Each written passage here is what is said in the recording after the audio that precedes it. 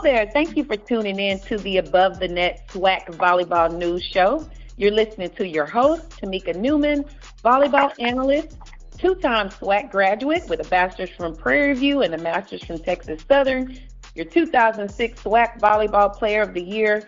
To make a long story short, hashtag I am SWAC. This segment of Dr. Mike Prince's already popular show intends to highlight elite performances by teams and individuals, interview current and former players in order to give youth coaches, parents, players, an inside look into a SWAC volleyball program.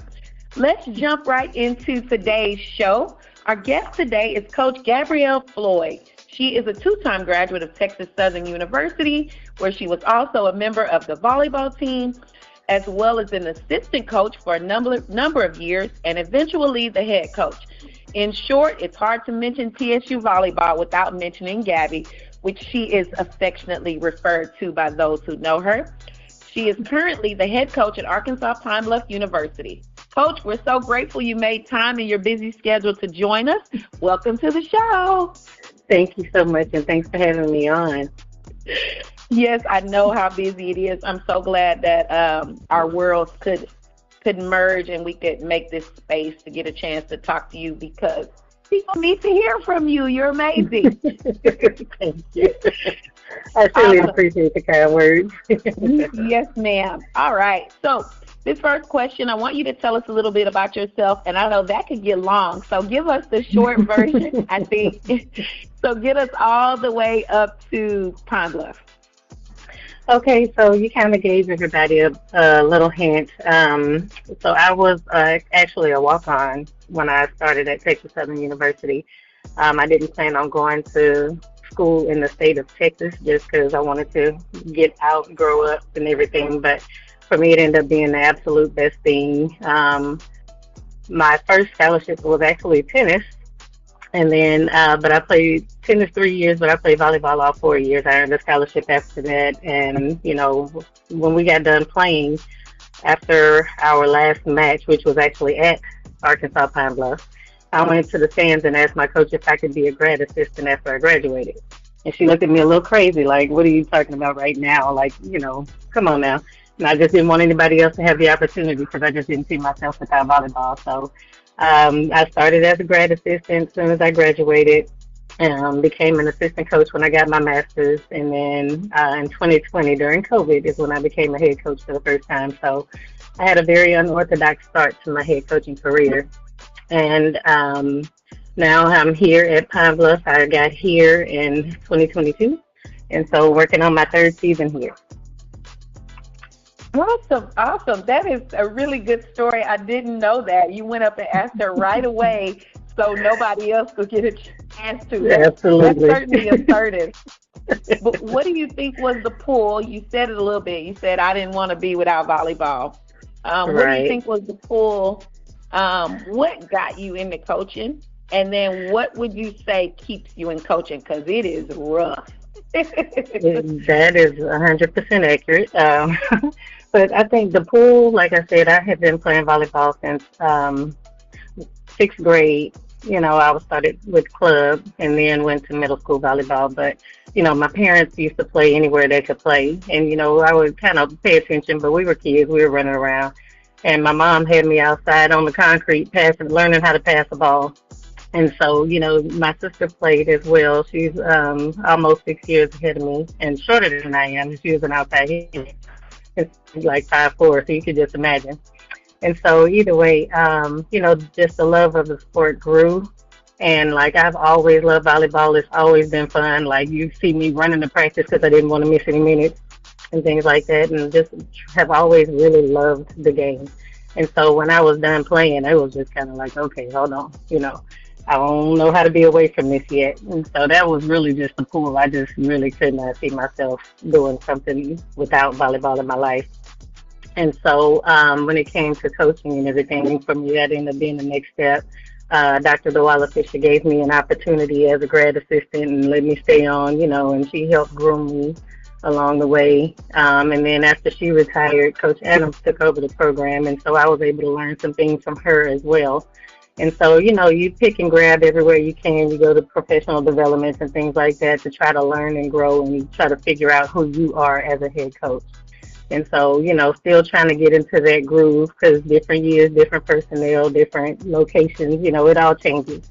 And so you can't stay stuck in what you knew years ago because the student athletes are different, with the transfer portal, NIL deals, all these different things, volleyball and athletics and college has changed so much already. So you just kind of got to continue to grow with the sport. You said a mouthful there, and I myself have been in some of those professional development opportunities with you, always learning and always growing. And the people that can stay in this field for a long time, they've mastered that, and you certainly one of them. So big kudos to you, and big kudos to your parents planting the seed of volleyball, as we both have experienced over the years. It has become much more diverse, but it wasn't that way not even 10 years ago, and then certainly not 20 years ago. The sport was very much so for middle class, leaning more toward affluent families, and then not a lot of kids of color. So that is really neat that your parents planted the seed for you. I love that. Absolutely. And I'll just tell you just another little story real quick. I said I started out playing club. The first club that I played for was Houston Juniors, and that was really like the only real club out in the Houston area at that time. I know I'm dating myself with that, but like my mom and a neighbor actually started their own club, and we were called the Mo City Spikers, and it was like we started out as an all black team. And so, we would go to club tournaments and we never saw any teams that looked like us. And so it was funny because, we're in seventh grade, and, just middle school, seventh and eighth graders out there playing, and people would literally laugh at us until we went out there and started whooping their head. But, every tournament we end up finishing either first or second. And so they just weren't expecting that. Like, nobody was ready for that. But we were really, really proud and just happy to do it because, some of the other clubs would be much too expensive. And that was what motivated them to start the Mo City Spikers back in the day. And so, some of my teammates and things like that had an opportunity to play where they would not have otherwise. Wow. Shout out to Mo City Strikers and whoever founded that club, because you and I can see now that they were trailblazers, because now there's so many and they exist for the simple fact of exposure, and to give exposure without the big debt that comes with it, because volleyball has grown to be an expensive sport, and that alone keeps a certain demographic out of the sport. So shout out to all the clubs that part of their mission was to serve low resource, low income areas. I love that. Super cool. It definitely helps give those individuals an opportunity to play and grow in the sport. So I love it. Absolutely. It's part of growing the sport, affordable training. So that's the first step. I love that. So on this show, I ask you things, and it's been a while since you've been a player, but I try to ask questions for players if they're watching, coaches if they're watching, and parents. So we'll go through that range, and then we'll certainly get to this season's team and how they're doing and all that. But let's pause here and let's go over to, what was your biggest adjustment coming from being a high school player or prep player to college? What's the biggest adjustment? Well, it was definitely a different level, because it's Division I still, and then being within the SWAC, like there is so much talent in the SWAC. And so for me, you go from being top dog to just a walk-on. And so I'm like, all right, I already understood. First, I need to make the team, and I did. Okay, good. Check one. But now I don't want to just be on the bench. I want to actually get on the court. But while I was on the bench, we created what we call bench mob.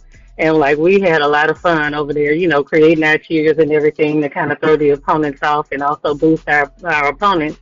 But the whole time we were doing that, you're learning from the veteran players. And so, that was very important to me, because we had some players, I was like, it was just crazy. Like Shakia Burns, I was like, I've never seen somebody small like that hit a line so hard and just, driving it. And I was like, man, I want to be that, you know. And so it made me want to increase my game, you know, learn the game, learn how to be effective since I am small. You know, that was one of the things that I knew was going to be important if I was going to have an opportunity to play.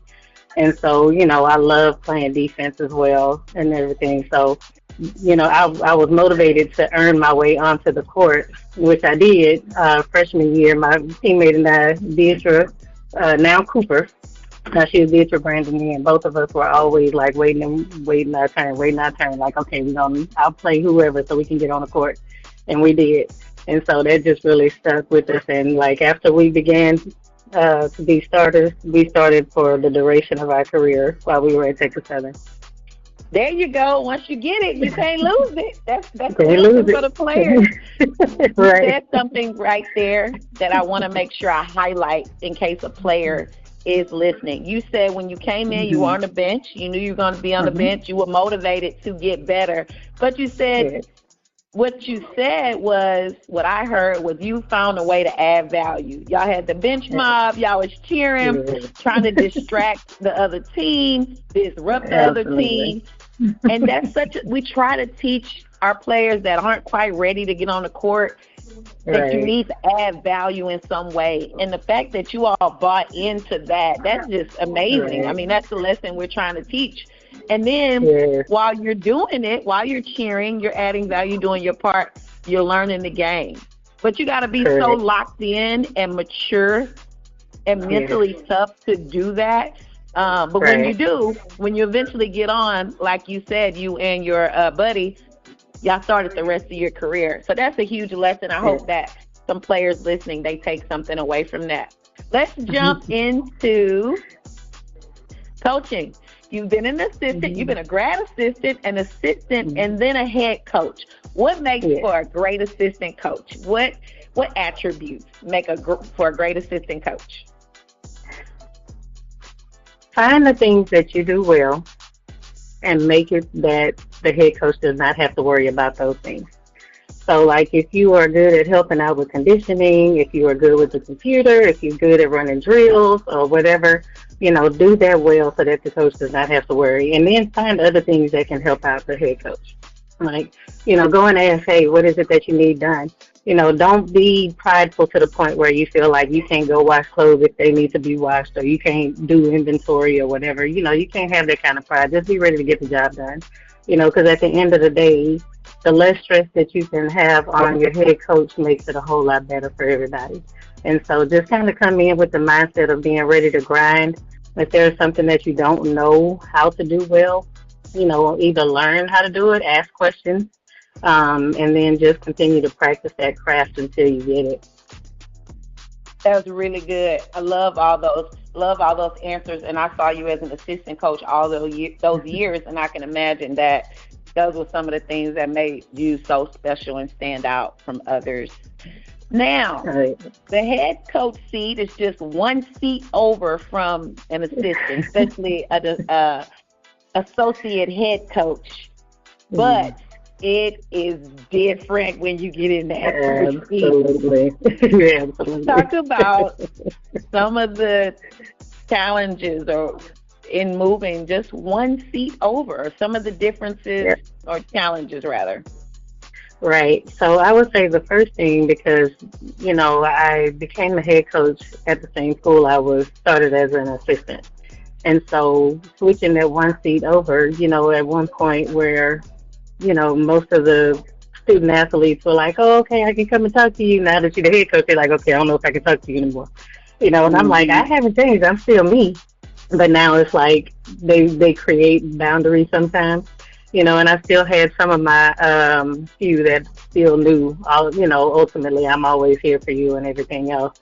But some of the others kind of pulled back a little bit, like, okay, I don't know what this means now, you know. So that was kind of crazy for me. But I already expected that to happen with some of the student athletes. But then when it comes to now, you know, it's your show. You have to run it. And then if you do have assistants and grad assistants or whatever, learning how to delegate, I would say, was a definite big thing for me. And I sometimes honestly still struggle with it because I'm like, you know what, I got it, I'll do it. You know, but if you're always doing all the work, then other people don't have an opportunity to grow. And so that was one of my big challenges initially, is just learning how to delegate. Like, okay, let me trust you to go ahead and get this done. Because then if it's not done the way that I like it, I'm like, okay, hold on, let's go back and pause. This is what I need. But giving people grace to learn in their own, the same way that I was able to have that grace to grow, was one of the things. And it's something that I still hold dear, just kind of letting people grow in their own way, not trying to expect other coaches to be exactly like me, because, I'm not like the coaches before me either. But it is definitely an adjustment, and, the administrative side of it, and then, learning to just manage the whole thing. It is a difference, but it is a very welcome change. Yeah, it certainly is. I've adopted the saying this year: the blessing of leadership is still bigger than the burden Hmm. of it. I still find it still has its rewards, but Hmm. it is not easy to get even to No. that mindset and see it that way. You said something Yeah. that I'm going to take away from this episode if you don't say anything else, and you said this: if we don't allow people to help us, we don't give them an opportunity to grow. And Yeah. that's going to preach today, okay? And Yeah. I need to keep that in mind. And I didn't even think of my assistant when I thought of that. I actually thought of Hmm. my 8-year-old daughter, whereas sometimes I Ah. get really Yeah. impatient and I'm like, Yes. I just need to do it. I need to do it because we got to get somewhere. We got things to Right. do. She's not going to do it how I ask. Yep. And I need to let her do it, because how else are you going to learn to do it if you don't do it? Right. Yes. So that Yes, spoke yes, to yes. me, and the lessons we learn from sports, they should transcend into our real life. And so Right. Right. that's what I heard. God spoke to me. That's for you, Missouri, not you and Well, the amen. team and your Amen. assistant. All right, my favorite part. Let's get Yes, into ma'am. the season. Talk about. Uh, I like to start at camp. Talk about uh-huh. how camp was. We'll start with Mhm. the season ended last year. You guys were just short of going to the tournament. What Right. holes did you have to fill? Did you fill Mhm. them in terms of recruiting? And then Mhm. talk about how camp went. All right. So, yeah, last season it got a little tough. Like, we had 11 players on the team last season, and praying for no injuries. And then of course we had injuries. So I'm like, oh Lord, and you just do what you can with what you can, and try to keep them motivated to the best of your ability. And so, like I said, with 11 players, the big hole, the obvious one, was trying to get some personnel here. And so we did get to plug in some of those holes. We have more middles than we had. Like last year, we only had two. And now we have, I say it like a spades hand, four in the possible. And so, we have some people that can play middle and out the right side. So we've been kind of back and forth trying to figure out the best fit for each position. And then, when you have your little hiccups on the team, like, okay, who's going to be the best person to fill in now that this is going on? And so we've been dealing with a lot of those things. But overall, I felt like we definitely got some great pieces to the puzzle. We do have some more people that have a lot of room to grow, and so we're working on that part as well. And then also, you always deal with the injuries, so we have a few people that are sitting on the side that's going to take a little more time to be able to get healthy and then be able to get back on the court. But um, I'll say going into camp this season, it was a bit intense. For the most part, you could tell easily who was working out over the summer and who thought, oh, I'll just get there and then it'll be okay. And that's Mm-hmm. always that wake up call. And your eyes get real big, like, whoa, what is happening right now? You know. And so Wow. camp was a bit intense. We did a lot of different things to spend time with each other. We went to church the first 4 weeks, every Sunday, to different churches, just to kind of expose people and give them an opportunity if they decided to want to find a church home, because that was something that was really important to a lot of our recruits and their families. And so, just tried to Mm. do things a little bit differently. We had our team have like counseling sessions and everything like that, and that was a little interesting. It was supposed to go one way, but did not. So But it was Okay. just supposed to be about giving the team tools on how to handle conflict, when you're dealing with relationships and, different things that were set up, just to kind of help everybody. Because there's, life lessons and things you could carry on to help you to maintain, because, life can get a little crazy at times. So, but that was something that we had never done before. So, ultimately I was excited about that because I just feel like people should have that exposure. And then, Uh-huh. there's nothing wrong with going to see counselors when you need it because, these young adults deal with so much. And, like, I didn't deal with as much of this kind of stuff. It was more about school and games and having fun, but Yep. they deal with a lot of real life stuff. And then just with the social media situation, that's been very damaging for a lot of people. And so, I'm like, hey, if you need to go talk to somebody, then do that. I'm always here and available. But at the same time, if you need to, hold on. Okay, I'll podcast. Sorry, everybody going to lunch. They about to leave me. You good. You a Sorry. minute. Yeah, but yeah. So we did a couple of things a little bit differently. But definitely was trying to get a lot of work in and things like that, and just kind of figure out the best fit for each position on the court. So all in all, I felt like it was pretty good. But just you always feel like you could use a little more time. Oh, absolutely. You never feel like it. But some stuff they've got to learn as the season goes. Mhm. And there's nothing like getting into games and traveling and seeing how folks are responding to different situations to really know Right, what you got to dive in and work right. on. We come in with a general idea of all skills, and then Mhm. we start to get some feedback as we go. Talk about Right. anybody that's emerged as a leader on the team, and then how do you empower players to be a leader? Well, Zakia Jones has definitely been there. Like she leads by her presence on the court. She's offense, defense, and trying to get everybody else to, step up their game all the time. And so, like, she's headed towards that 1,000 kill club right now. And she was recently named the all-time kill leader for UAPV. So we just congratulated Wow. her, in the last match for that. Yes. And so, outside of that, we have people that'll pop up every now and again. One of our freshmen has really stepped up, and like she really has a lot of potential and things like that. And like she's a big hitter for us. When she's not nervous and things like that, or she won't ever admit that she's nervous, but I see what's going on. But yeah. So Marlena is, and then we have another senior that's about to graduate in December. She, along with the kid, both graduate in December early. Okay. Layla Fortson, yeah, she it was one match. I mean, she had either 11 or 13 blocks, and I was like, okay, who does that? And just Yes. really Wow, that's stepped up in dominant. time. Exactly, and so for us, it's like trying to build on that, and things like that. It would really, really help us out. So we're just trying to work on getting that consistency there, though. Awesome. And it'll come. Hmm. Any moment in the preseason before conference Hmm. play that sort of gave you a peek of what was to come? Anything surprised you? Anything in a good way or a bad way? What'd you learn from your preseason? That we still could use a little bit more firepower. Um, and just learning to really communicate better, because I feel like we're not the best communicators. So we still have room to grow there, and I could tell that was going to be a little bit of an issue. But positively, like I said, just certain players stepping up.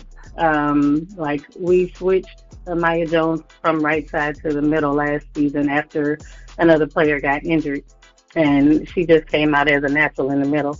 And I was like, man, we should have had you here the whole time. Like, that was a waste of time Mm, having you on the right side. So she had definitely stepped up, and making good plays and good smart shots and things like that. And like I said, my freshman or whatever. And so overall, we definitely still have our room to grow, but I'll just say we're on the right path. We're getting there. awesome. So let's get into SWAC play. What's you all's record? Mm-hmm. Um, Woo! A little to a lot. We 1-6 right now in conference. okay. We have we'll be on the road this week to play Mississippi Valley and Jackson. And so, like, we definitely had some disappointing losses. And I think it's just like our girls have gotten in their heads, with the confidence, a lack of confidence at times. And so trying to get them out of that space, has been a challenge. And so just kind of working on it, trying to talk to them, getting ahead and just kind of get the right drills and practice plans together or whatever so that they can come out of that slump. And so I'm hoping that, with these next few days of practice and then going into our next conference matches, we'll be able to make a change. And I know you will. You said something there. It's what you plan to do in practice and what kind of things you are telling them that'll help them come out of it. It's also the team staying together. When it gets rough, you can come out of it if everybody doesn't implode and turn on each other and get negative. So, and I know we work with girls, so we've been on teams where it could have gone better, but the girls just couldn't hold on and stay together. How's your team doing with gelling and just staying together and leaning on each other instead of, going outward? Not so well. Not the way I would prefer. Yeah. Not the way I would prefer, yeah. Like, we definitely could do a better job of that. That's why I was like, we can't be here and be petty or messy and things like that. Like, we gotta grow up. And so at the end of the day, like, we had a team meeting today, and I felt like practice was like, it was a much more positive atmosphere, and they were more productive and things like that. So I'm just hoping that will continue to move forward. And it will. And from one coach to another, I'm going to tell you to hang in there and pray. Thank you. Yes, absolutely. Take it to the Lord. Let Him do it. Right. Let Him work on it. Absolutely. Coach, I want to thank you. I learned something. I know that all of the listeners are going to learn something. I'm really excited about the student athletes and parents that'll listen in and hear how amazing and wonderful you are and the work that you're doing over at Pine Bluff, which is no easy task, but you're certainly the woman for the job. Thank you. I'm just excited for you. I wish you luck. I can't wait to see you at the SWAC tournament. You all have time. I'm expected to see you at the tournament. Yes, from your lips to God's ears. Absolutely. Yes. Well, you enjoy your lunch. Y'all have safe travels. And again, thank you so much for hanging out with us today. I appreciate you so much. Thank you. Thank you for your time. Yes, ma'am. Have a good one. You too. Bye-bye.